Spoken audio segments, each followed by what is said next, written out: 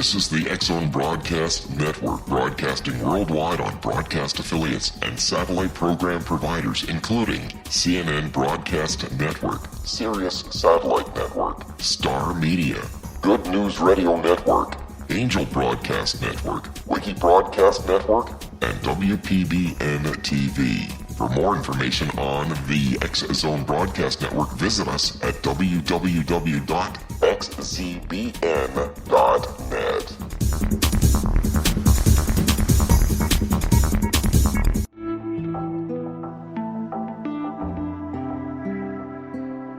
Take a step back in time and discover old Florida cuisine at Marsh Landing Restaurant in Fellsmere.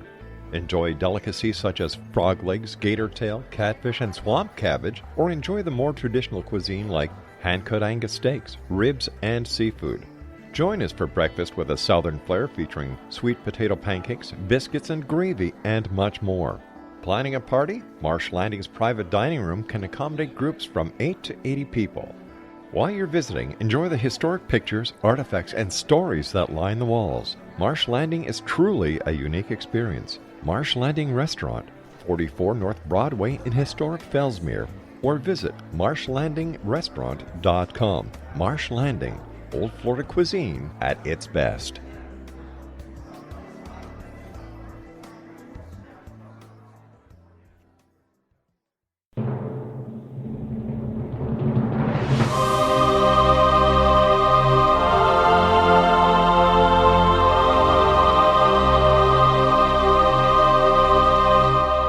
The Science of Magic with Gwilda Wiyaka is largely an opinion talk show. All opinions, comments, or statements of fact expressed by Gwilda Wiyaka's guests are strictly their own and are not to be construed as those of the Science of Magic or endorsed in any manner by Gwilda Wiyaka, Relmar McConnell Media Company, its affiliated networks, stations, or employees.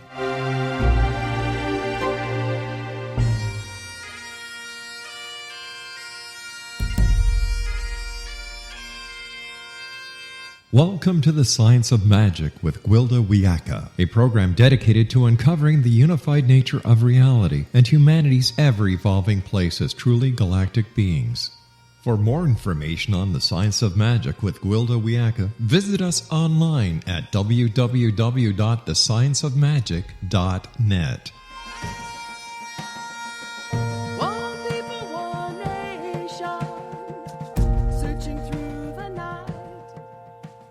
Welcome to the Science of Magic, a place where science and magic come together to transform fact into evolving truth. We're proudly coming to you through the leader in paranormal broadcasting, the X-Zone Broadcast Network, xzbn.net, and can also be found on our website, thescienceofmagic.net. I'm your host, Gwilda Wiyaka. This hour we'll be exploring all of our relations.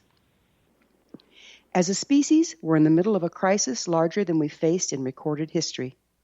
We've gotten too big for our britches. We've compensated our numbers by robbing Peter to pay Paul until we're about to go bankrupt on all fronts. We're a pushy race.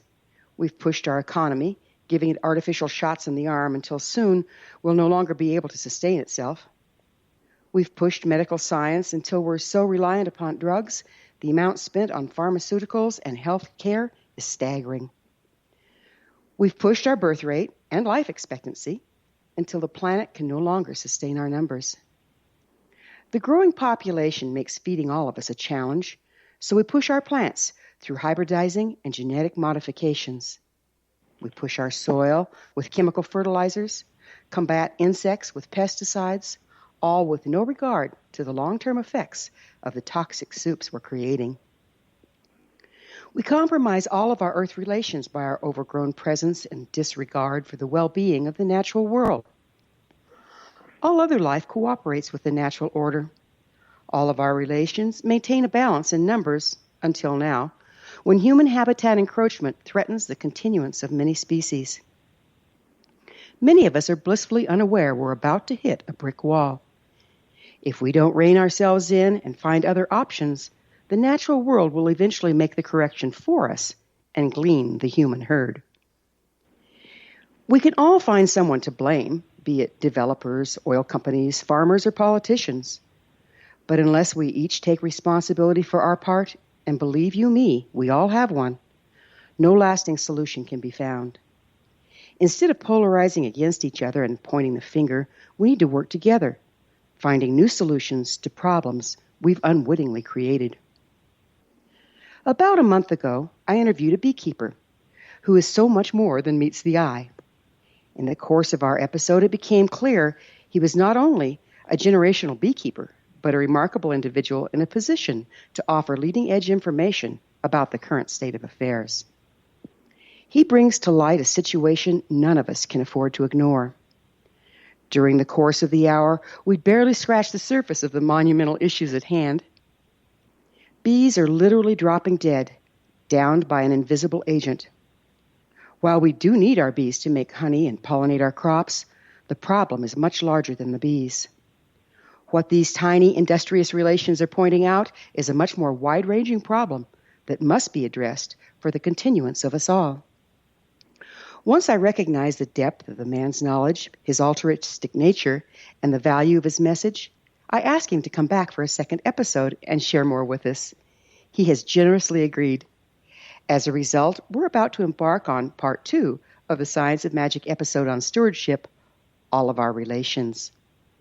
Our returning guest, George Scott, is an environmental and agriculture entrepreneur, a committed advocate for farmers, livestock producers, and independent family businesses.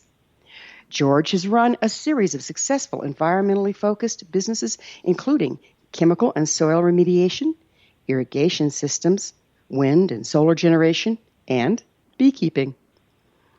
As a registered beekeeper for more than 25 years, George is a passionate advocate for beekeeping as a critical component of Ontario's agricultural success, now and in the future. He's a member of the Niagara Beekeepers Association. George founded the Niagara Beeway, dedicated to the protection and preservation of Niagara honeybee population. George is a patent holder for the vertical wind axis turbine, a unique technology that won the prestigious Niagara Entrepreneur Year of the Award. After this commercial break, I'll introduce George, and together we'll explore some grave modern-day problems we all face and the solutions to be found through cooperating with all of our relations. This is timely information, is very impactful to us all, so don't go away. You're listening to The Science of Magic. Prior innovative episodes can be found on our website, thescienceofmagic.net.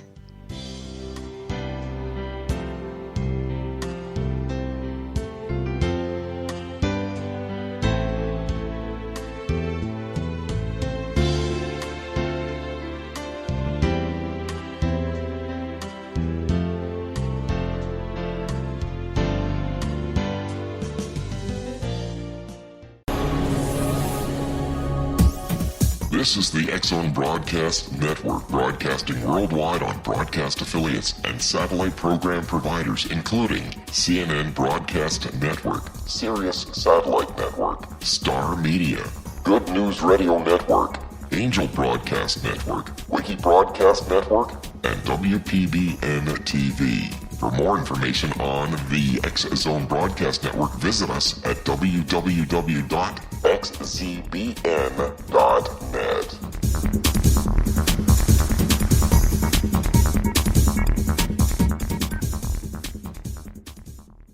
How would you like to be able to read other people's minds? Well, the next best thing is here. When you know how to read a person's name, you know how the person thinks, feels, and behaves.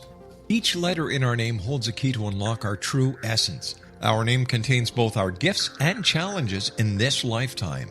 Nemology science discovers personality secrets hidden in the placement of the letters of our names, including the first and last impression people remember about us. Sharon shows us how to interpret the arrangement of letters as outlined in her book, Know the Name, Know the Person. Sharon Lynn Wyeth created nemology science after 18 years of research and testing her theories, and has supported thousands of people around the world in understanding themselves and others better. You'll enjoy Sharon's unique teachings as she shares her system to learn the gifts behind your given birth name. Even if you don't like your birth name, there are jewels in this book. If you're thinking of changing your name, ready to name your child, or wanting to get along better with others, this is the book for you.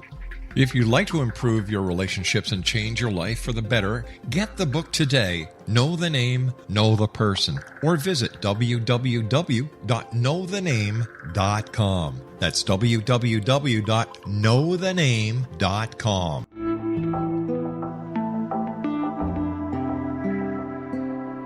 Take a step back in time and discover old Florida cuisine at Marsh Landing Restaurant in Fellsmere, Florida.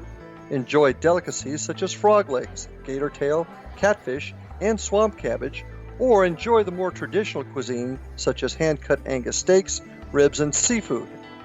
Join us for breakfast with a southern flair featuring sweet potato pancakes, biscuits and gravy, and much more. Planning a party? Marsh Landing's private dining rooms can accommodate groups from 8 to 80 people. While you visit, enjoy the historic pictures, artifacts, and stories that line the walls. Marsh Landing is truly a unique experience. Marsh Landing Restaurant, 44 North Broadway in historic downtown Fellsmere, or visit marshlandingrestaurant.com. Marsh Landing, old Florida cuisine at its best.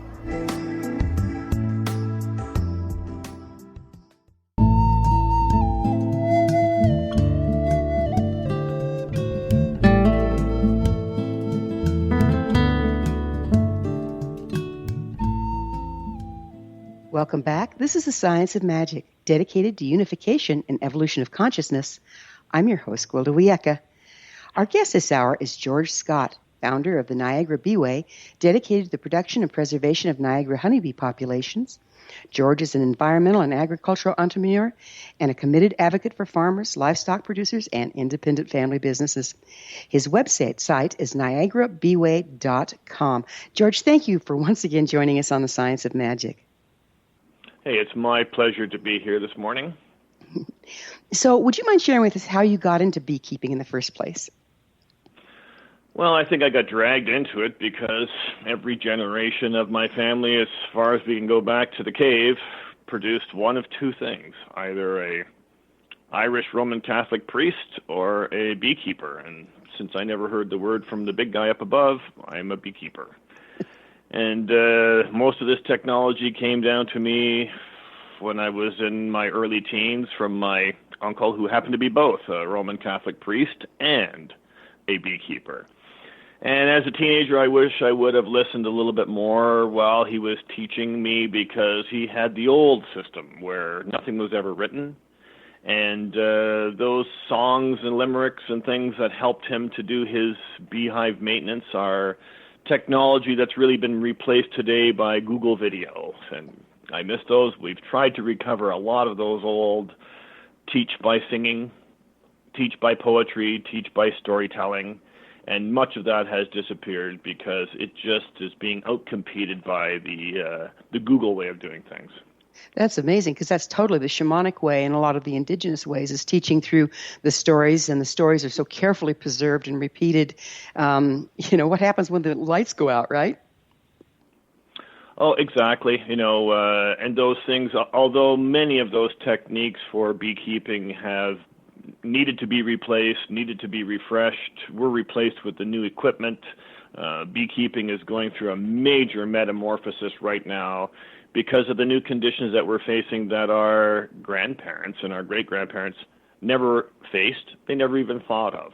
They never even thought that chemical pesticides would play a big role in knocking them out of business, really, knocking down their environment, changing the whole landscape. The situations that we're facing right now are not things that we can go back in the past and take our lessons from there and say, this is the answer, because those answers are not apparent yet. Yeah, we've created We must dig in a little bit deeper and find those answers, and that's what we're doing here in Canada right now, is finding the answers, not laying blame on people who make pesticides.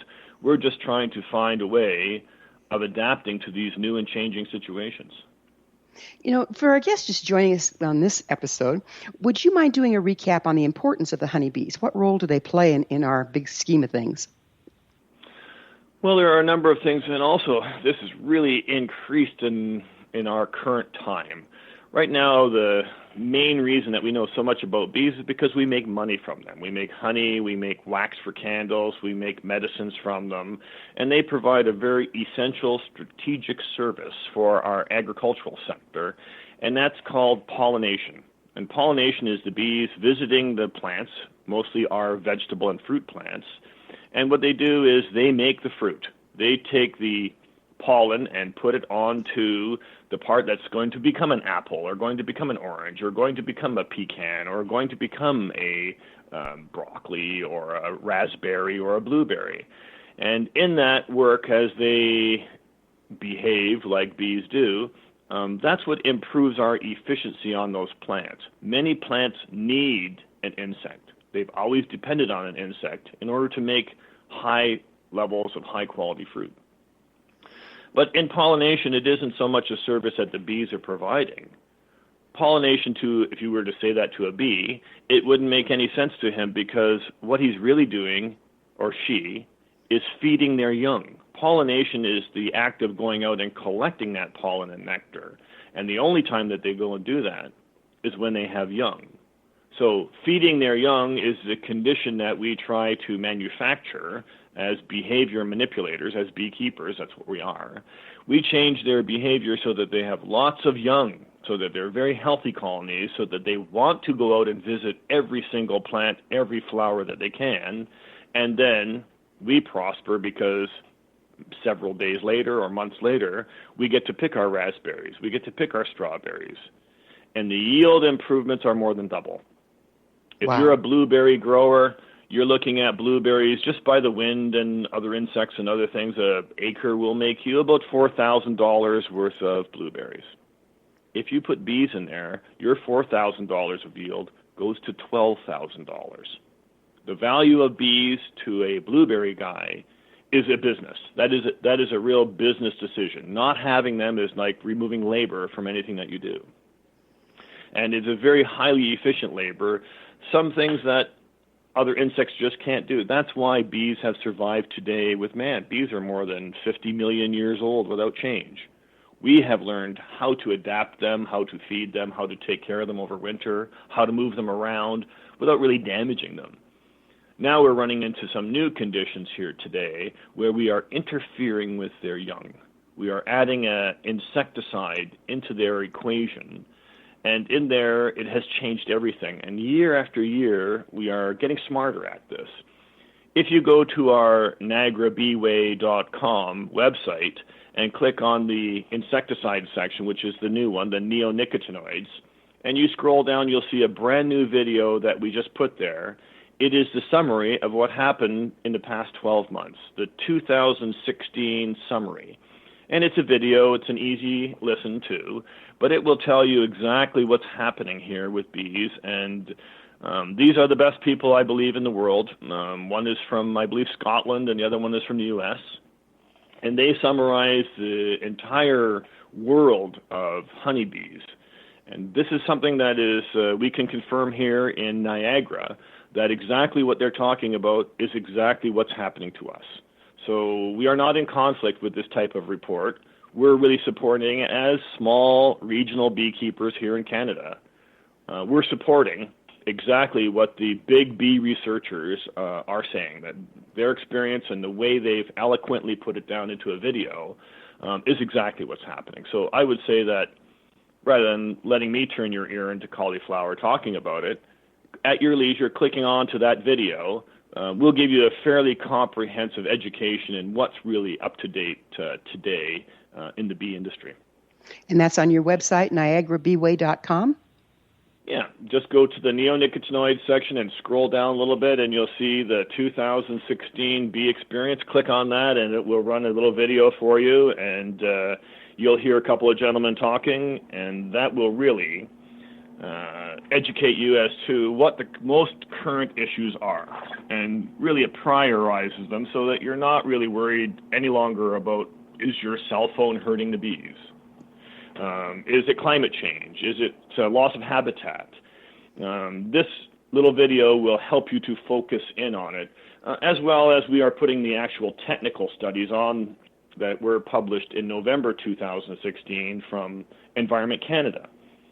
And on there, it's a little bit more technical, but it will give you the most up-to-date data as to what's happening in bees. So you're not 3 years behind schedule.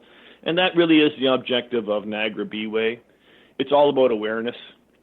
It's not to blame the farmers, but how to go into your own household and say, what am I doing here in my household that's demanding the production of these insecticides?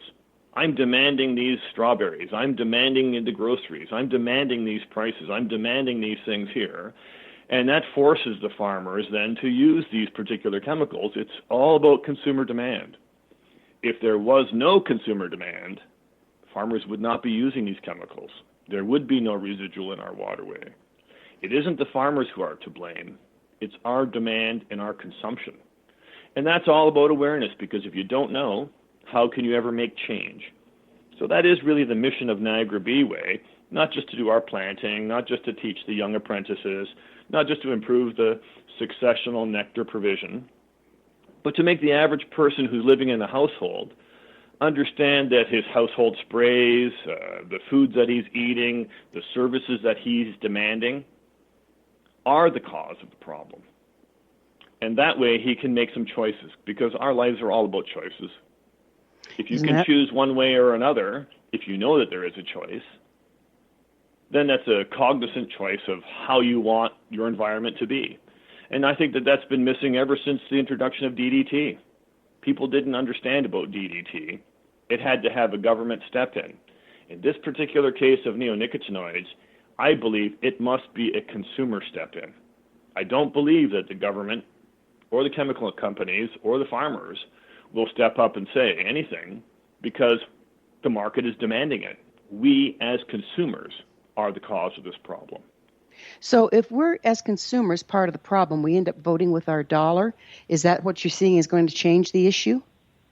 I guarantee you, if you go into a nursery to buy plants to plant in your backyard to make a butterfly garden, and you see the nursery's beautiful plants, not a chewed leaf on them at all, and you ask the nursery seller, right at the cash register, while you got your money out in your hand, you ask him, is this plant been treated with neonicotinoids? Did you dip the soil in here? Did you spray neonicotinoids onto the plant that I'm about to buy and move to my home? If the cash register girl, who you know doesn't know the answer to this question, if she says, wait a minute, I'll get the technician, and she brings out the grower from the nursery or the buyer, and they say, yes, it has been treated, and you put your money back in your pocket and walk out of the store, I guarantee you the next time the buyer goes to buy plants from his wholesaler, from the greenhouses that make these plants, he will now insist on neonicotinoid free. You have solved the problem by putting your money back in your pocket. You're not sending your money to Niagara Beeway so that we can lobby for you. You have made a cognizant choice to say, I don't want to have neonicotinoids inadvertently placed into my backyard. I don't want to have a plant like that. I want to go to a nursery that supports this without that particular chemical. If that means I have to pay 5 cents more for a plant that I know that's safe, I'm willing to pay that 5 cents more. And that is the equation for success. You walk in there into the grocery store and you put your broccoli on that little rubber belt that's moving up to the cash register girl, and you ask the cash register girl as you're checking your groceries, is neonicotinoid present in my broccoli? And you know the cash register girl cannot answer your question. She cannot answer that question. So she we calls have to the produce manager. We have to go to the people that can answer the question. But how much, I've about a little less than a minute left here. How many of us do you think it's going to take doing that to start to make a difference? I don't know, 20 people went into the grocery store in Burlington after I made a presentation there, and the cash register girl hit the button and said to the produce manager on the speaker, we've got another one here. I love it. We're going to have to take that promised break. George and I will return to our discussion on the flip side. We're coming to you through the X-Zone Broadcast Network. Don't miss the other fine shows and hosts on xzbn.net. You're listening to The Science of Magic. TheScienceOfMagic.net. I'm Gwilda Wiyaka.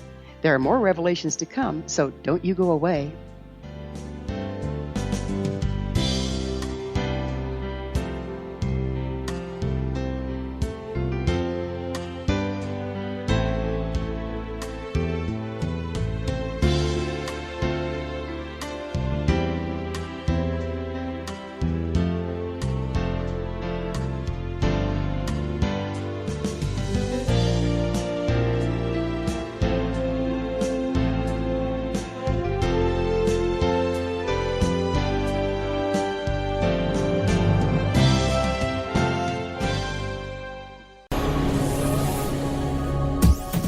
This is the X-Zone Broadcast Network, broadcasting worldwide on broadcast affiliates and satellite program providers, including CNN Broadcast Network, Sirius Satellite Network, Star Media, Good News Radio Network, Angel Broadcast Network, Wiki Broadcast Network, and WPBN TV. For more information on the X-Zone Broadcast Network, visit us at www.xzbn.net.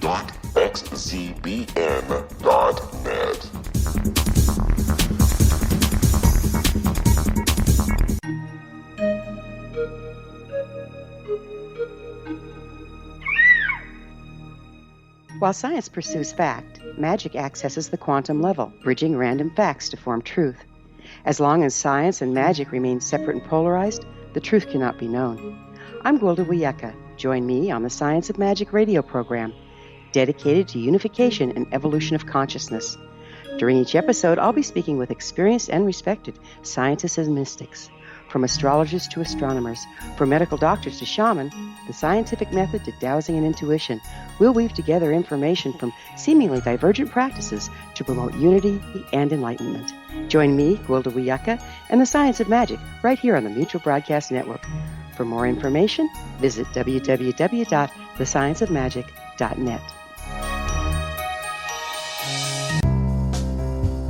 Gibbs A. Williams, Ph.D., is a practicing psychoanalyst, supervisor, researcher, and author in New York City. Much of his life has been dedicated to understanding nature and the uses of meaningful coincidences or synchronicities. His radical and original non-Jungian, non-mystical, non-magical theory of synchronicities illuminates much of the fog surrounding this challenging and perplexing topic. His ideas and manners are fresh, presented in a style that is both entertaining and highly informative. He is also an expert on crisis intervention, specially focused on violence reduction for the police and citizens, mastering anxiety, frustration, and stress without the use of medication, and effectively preventing and treating heroin addiction. Dr. Williams can be contacted at his email address at gwwilliamsny11@aol.com or visit his website at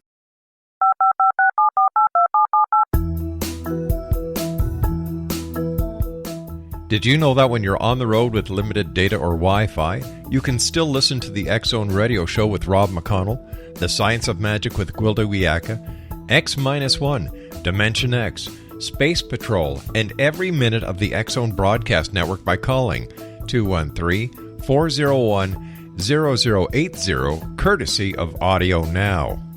No smartphone, app, or internet needed. It saves your data plan, and it's free if you have unlimited minutes. Call 213-401-0080 to listen on any phone, anytime, anywhere. Remember 213-401-0080 for the best of the paranormal, parapsychology, and sci-fi radio programming anywhere, 24/7, 365.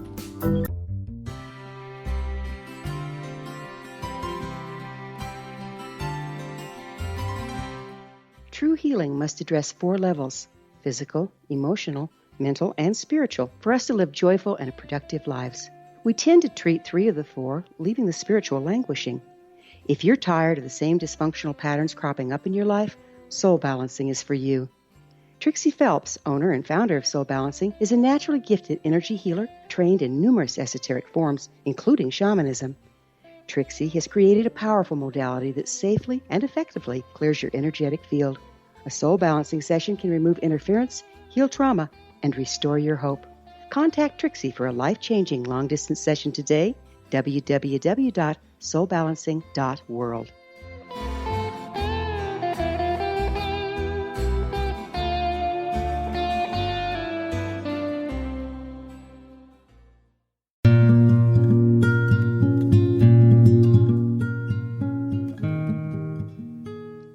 Welcome back. This is the Science of Magic, a place where magic and science come together to promote enlightenment. I'm your host, Gwilda Wiyaka. Our guest this hour is George Scott, beekeeper and environmental and agricultural entrepreneur. George, would you mind bringing us up to date a little bit? We understand the bees are in trouble, but why are they in trouble? What's really going on? Well, I would say that right now most of the blame is being pasted onto bees are dying because of viruses and bacteria. That's what's killing bees. And they're absolutely right.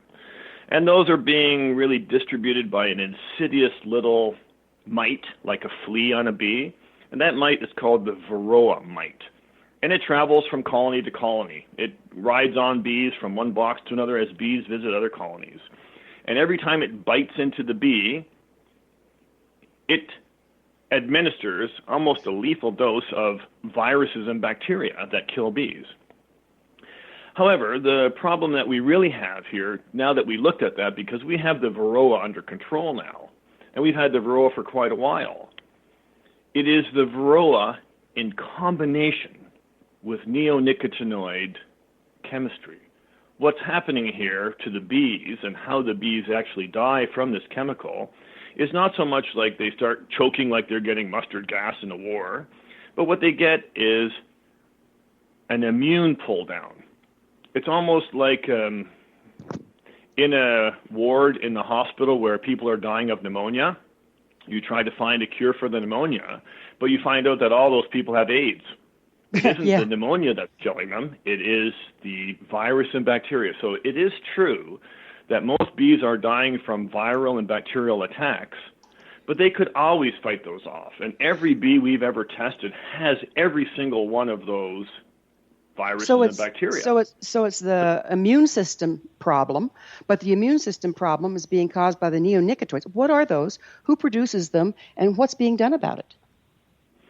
Well, you're talking about the big boys here now. You're talking about chemical companies here who are the largest in the world. So Bayer Crop Sciences, or the Bayer Corporation, which is a fine company. They make many wonderful products, and I've really got nothing bad to say about them. They are the manufacturer and distributor of the predominant neonicotinoids. They are so big, they just bought Monsanto. They're over $6 billion in sales of neonicotinoids. So this isn't a bee item. This is one of the biggest chemicals being released in our environment today. Not many people know that. Number two would be Syngenta, another fine company. I believe the Chinese just bought them. I don't know, but they turned down the bid for $45 billion. I don't even think I can count that high. But these are the biggest companies in the world. What all effect are these chemicals having on not just the bees but on people? Do we even know? And why is it being created if we don't know? I have been to public health here in Niagara. They are doing a literature search currently. That is their promise to us. That kind of just kicked us out of the room. But really what's happening now is you have to look to other countries. Here in Niagara, there is no equipment. None of the doctors I've talked to could even identify what a negative exposure to too much neonicotinoids. If you're a farmer and you have it splashed all over you or it goes in your well and you drink it for 2 days and you come in the hospital, there is no doctor here in Niagara that can identify the problem, first of all, from the symptoms. And number two, even if he sent you to the lab to be tested, there is no lab in Niagara that can test for this to even identify it at its lethal level. So it could be there in a lethal amount, but there is no equipment to tell you that it's there because it's too new. So if basically, you look at the Japanese experience, go ahead. So basically, we're creating, or the chemical companies are creating, chemicals, and we're being used as guinea pigs to figure out what it actually does. Well, this is not the first time. Yeah, I know. When I talk to farmers on this issue, they kind of yawn at me and say, George, this is old hat. We've been through approved chemistries that are no longer approved for our use here on the farm, which are now absolutely banned.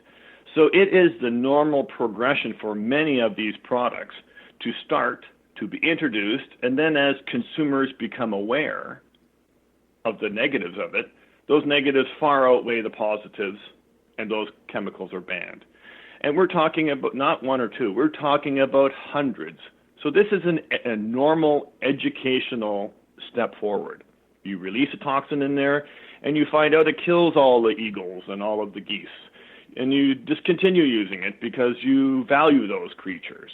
What's happening now is we're now capable, because of our efficient distribution, we can get a neonicotinoid insecticide spread across this planet in a 10-year period, unlike ever before in the history of man. And that is scary. You know, I come from a long line of police officers and pilots. And my uncle and several other family members were crop dusters, you know, and they sprayed, among many other things, DDT. 201, even though they're not genetically related, mind you, they came down with MS. Now, I've also had numerous Native American teachers and friends that were doused with DDT when they were put in the orphanages. They also ended up with MS. So what are we looking at with this neonicotinoid thing? What's starting to show up with it? Well, let's look at the chemical itself. What does it really do? It is a neurotoxin. So it is after your nervous system. The same nervous system that a human being operates is the same nervous system that a bee or an insect operates on. And what this chemical does is it migrates very quickly to the nervous system, and let's say, for lack of a more comprehensive scientific term, it paralyzes your nervous system. So that's exactly what's happening here. But at small doses, this product, and where I would really like to see more study time, is in those neurological disorders that we're seeing here in Niagara. Since this chemical was introduced in almost all of our food and now it's in our water, our incidence of Alzheimer's style dementia diseases in our old people has skyrocketed. Our neurological disorders with our children, let's call those, for lack of a better term, ADHD or autism spectrum disorder, which is a very broad word. Since the introduction of these chemicals in so much of our food, almost 70% of our food is treated with this. Since then, you know, when I was in school, we had 2 or 3 children who had ADHD problems in the entire school. Now we've got 2 or 3 kids per classroom. That's rampant. What's happening now. It's rampant. And we want to see more studies on that. So do you think this stuff has a cumulative effect? Like the more you eat, does it kind of hang out in your system and start to build critical mass? Well, certainly it does in bees. Certainly it does, and that's how it is designed. Once it attaches to that section of your nervous system, that system doesn't work anymore. So our nervous systems in a human being are quite broad, and we can rewire. Many people are injured and have to rewire and learn how to walk again, learn how to talk again. A stroke would be an excellent example of how you've lost one section, but all of a sudden you can fight back and you can learn how to do it again. Neonicotinoids are designed to do that. Neonicotinoids are designed to knock out those sections of your nervous system or of the insect's nervous system. And many people say, well, you don't have to worry about this because this is at such a low dose, it can't hurt you. So, you know, you are larger than a bee, you are a human being. However, this chemical is only going to go to your nervous system. That's where it's going to go, and it's water soluble, so it's in your blood. You're digesting this thing, and it's going into your blood. Does it hang there, or do we have a way of getting rid of it? Once it's attached to your nervous system, it's not going anywhere. That's what I was afraid of. This is one of the few chemicals that can pass through a because man has this, we have evolved. It's called the blood-brain barrier, which means you can have a bad gash on your leg out in the middle of the wilderness, and it can become infected, and you could be dying. You can't walk anymore. You can't move anywhere. However, it doesn't affect your brain. You can still pull your cell phone out and call for a medical helicopter, and you're saved. The blood-brain barrier stops that infection from going in the blood, in your leg, in your circulation, in your muscles. It doesn't reach your brain, so you can still think your way out of a problem. However, with this chemical, it passes through that barrier. If this is passing through the blood-brain barrier, I mean, very few things do that. If it can actually pass through the blood-brain barrier, hang out in our brain, why is it being used? If we know this, why is it being used? Well, I think like many chemicals, we just don't have that negative reporting data from the incidence of problems. And where it does come up, it's being very controversial, fought over. You'll hear things like, no, the biggest problem in bees is the varroa mite. Well, the biggest problem isn't that. But if you are told that, your awareness now is skewed. You are no longer capable of making a decision. You're going to go to the nursery. Like you mentioned, this is a multi-million-dollar industry. How much of that skewed perception is being intentionally propagated? Oh, there's a lot of literature written on that. I come from the chemical industry. I'm a formaldehyde guy. I've been the president of a multinational chemical corporation since 1996. We have a way of twisting everything around so it works our way, because if we don't do that, we're out of business. So when we sell formaldehyde and we tell you that it's good for you, that's because it's good for us. And that's no different from anyone who's in the chemical business, whether you're making an insecticide or a gasoline additive. You want to say that it is safe. And in some cases, it's safe because there is no absolute controversial science on it, because you take steps to suppress that. That's the most effective way. And as mankind, that's what we've done throughout our entire history. Well, you don't know, you just say it's okay. We're about to run out of history, aren't we? If there's no data, though, to say of the negative effects, how can you prove it? Well, if you keep taking all of your scientists and who are starting to investigate, say, the effect of neonicotinoids on children, and because you are a billion-dollar corporation, you give that scientist a new job in a different university with $1 million salary, you've just gotten rid of $2 million worth of negative advertising by giving people good jobs in different fields. And I have seen that over and over again. I've had even my best testing staff cannibalized in that method. I've lost people who had excellent jobs, a great reputation. They were given offers from other companies and they were scooped away, and all of a sudden the neonicotinoid research lost its top person. And that's not uncommon. That's very common. So that's a problem. So they're being purchased away? Are you saying the scientists can be bought? What's going on there? Many of the top people in the chemical company become the regulators. So if I say I work for any one of these top companies in insecticide production in a senior management area, that means I'm making a lot of money, and all of a sudden I become the top. We're gonna have to leave this on a cliff and pick up on the other side. It's time for another break. George and I will be back shortly, so don't leave us now. This is The Science of Magic, thescienceofmagic.net, the place where altruistic professionals of science and the esoteric create common ground for the betterment of our world. We're brought to you daily by the leader in paranormal, spirituality, and alternative health program, the X-Zone Broadcast Network, xzbn.net.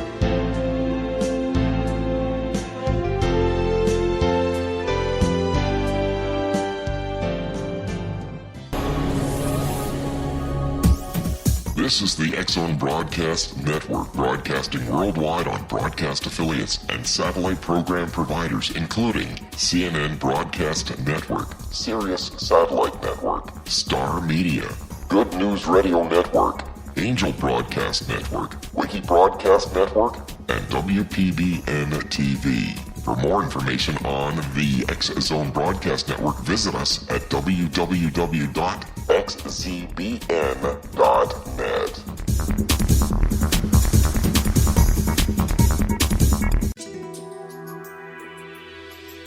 Do you have unanswered questions about your life?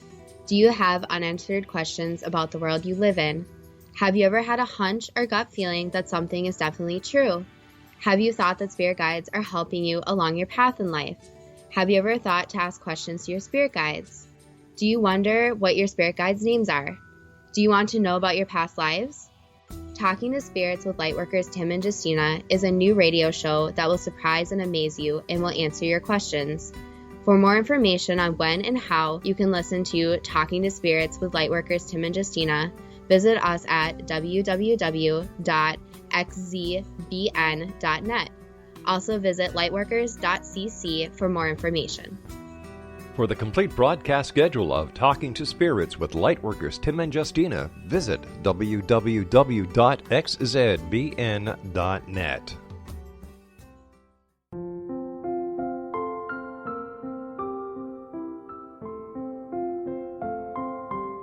I am Dr. Carl O'Helvey, founder, president of a new cancer foundation focusing on evidence-based physical, mental, and spiritual interventions, including natural cancer cures, prayer, meditation, affirmations, nutrition, and other related holistic cancer prevention and cure modalities. These are used in cancer education, research, and financing care. I ask for your help to continue this important work by donating at www.holisticcancerfoundation.com.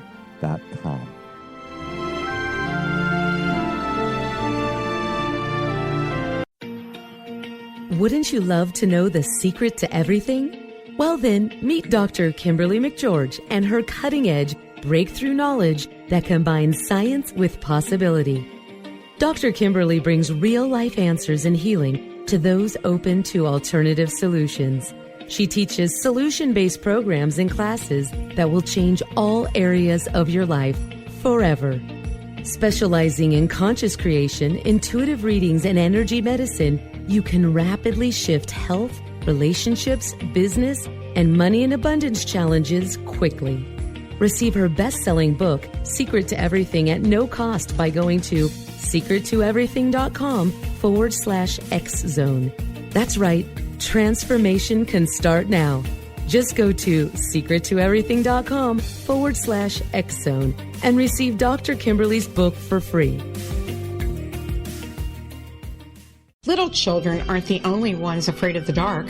Millions of soldiers return from war zones with PTSD, anger, frustration, fear, and loneliness, much of which surfaces during the darkness of the night. You have the chance to change the lives of these American heroes. Songs and Stories for Soldiers.us provides free MP3 players for these men and women. With a list of 3 million songs in 16 different styles, 100,000 audiobooks, and 30,000 old-time radio programs, every veteran can find something to soothe and comfort them at no cost. All our players contain an 8-hour audio program designed to help veterans fall asleep. With 1,500 plus vets now participating, it's our goal to deliver 10,000 audio players this year. Go to our website at songsandstoriesforsoldiers.us. Help us help a veteran make it through the night.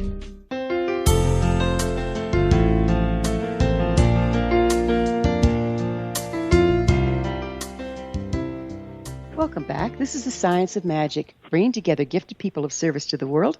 I'm your host, Gwilda Wiyaka. Our guest this hour is George Scott, beekeeper and environmental and agriculture entrepreneur.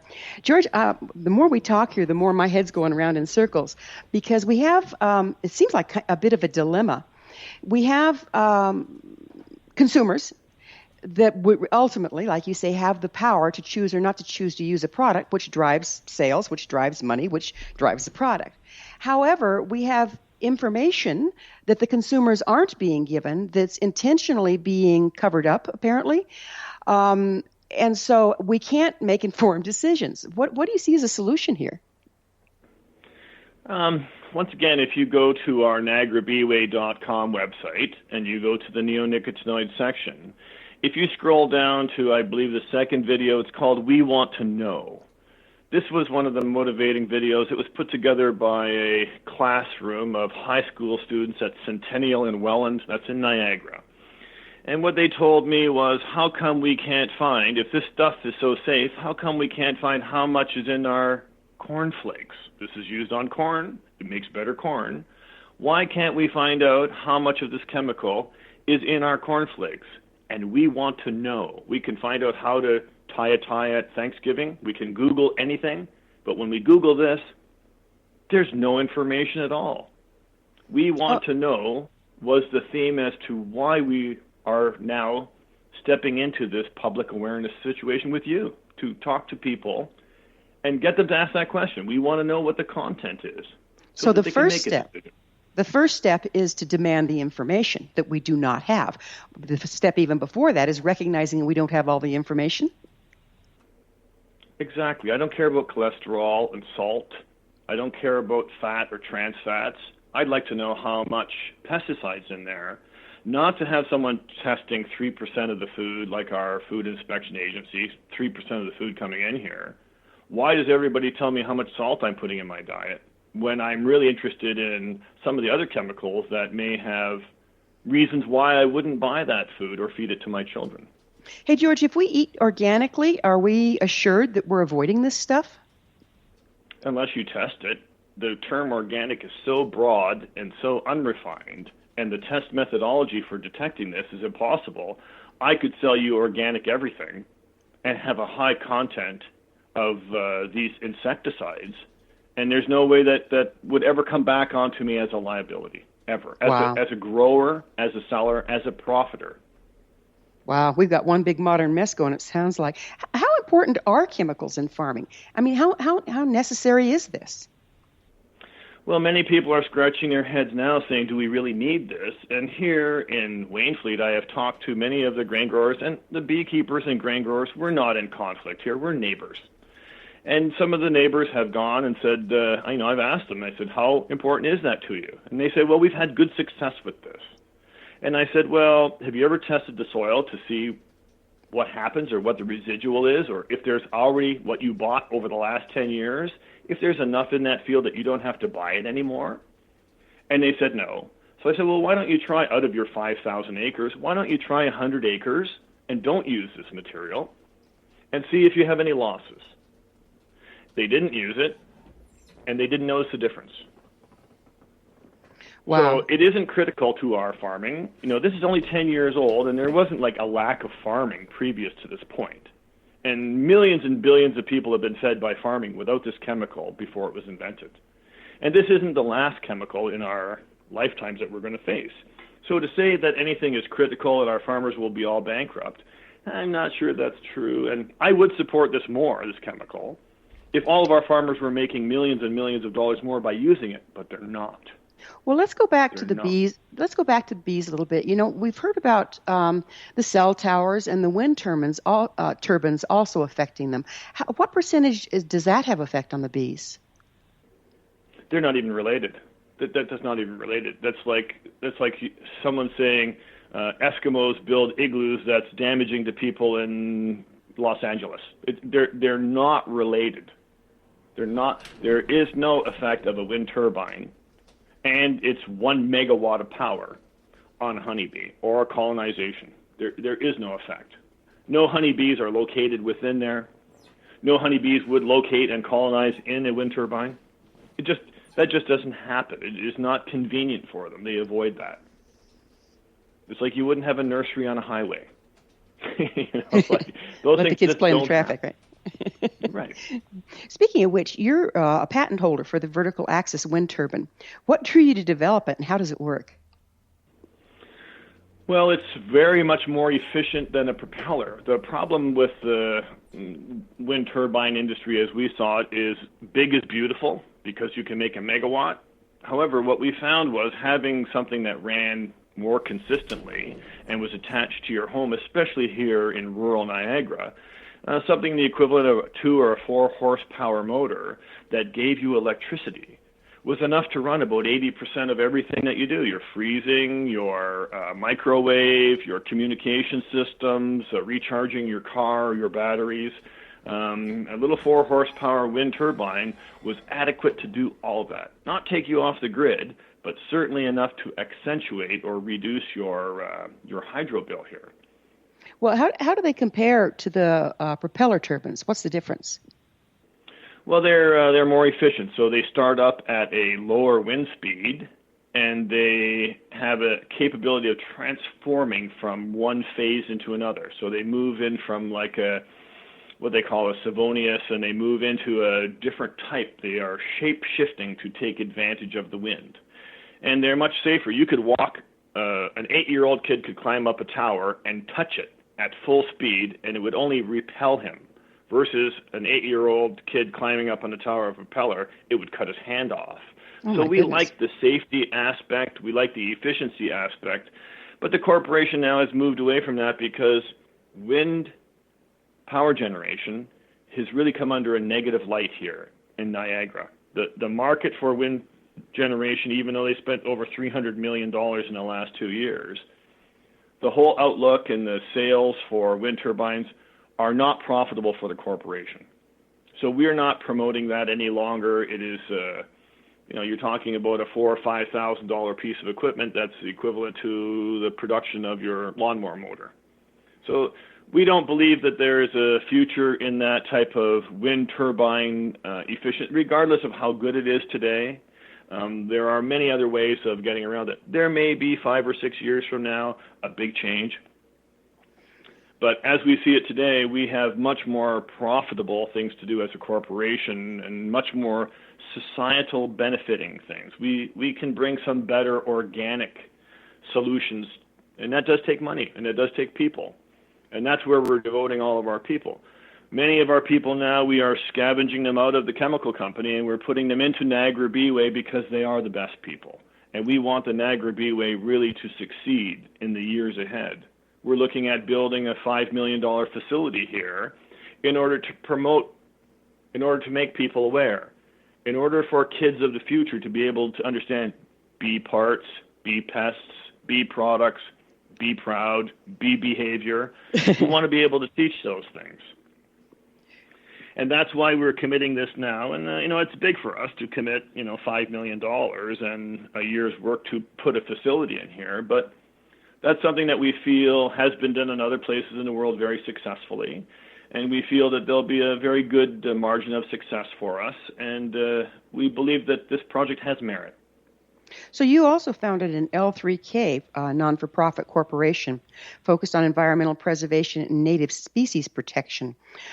Is this the same company, and are the goals the same there? Not at all. That was our first step. When we first stepped into this whole area, what we wanted to do, what we saw was really the loss of habitat.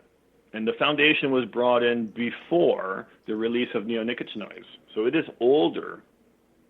And what we were doing is we recognized right away that once we were finished pollination services in the apple trees and the cherry trees and in the other things that we do, we all of a sudden hit August when it's very dry here in Niagara, and the bees had no food. We weren't growing clover flowering during that time. We weren't growing any crops there. So the bees started to eat their own honey just to stay constant. And that set them all back. So L3K's design was to look at areas, to look at the vegetation, and to make sure that there were things flowering not just in the early spring, mid-spring, late spring, but in the early summer, mid-summer, late summer, early fall. So we're about to run out of time, and I want to ask you, George, do you really think we can turn this thing around? What'll it take? Do you think we can do it? Absolutely. I think we've faced worse challenges as humanity, but I think this is all about decisions.